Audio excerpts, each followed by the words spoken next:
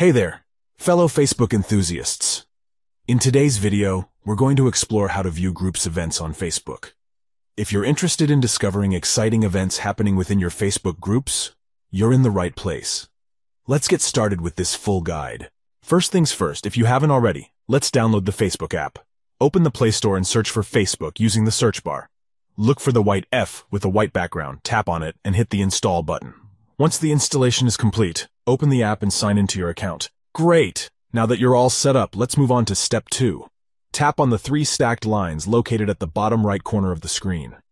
This will open up a menu with various options. From the shortcuts bar, tap on Events. You're doing fantastic. Inside the Events section, get ready to dive into the world of group events. Tap on Groups to access a wide variety of events happening within your Facebook groups. Now comes the fun part. Scroll up and down to explore the diverse range of events available.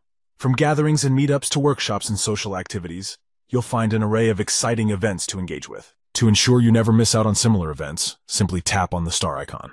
By doing so, you'll receive notifications and updates about similar occasions in the future. Stay connected and never miss an opportunity. And there you have it, folks.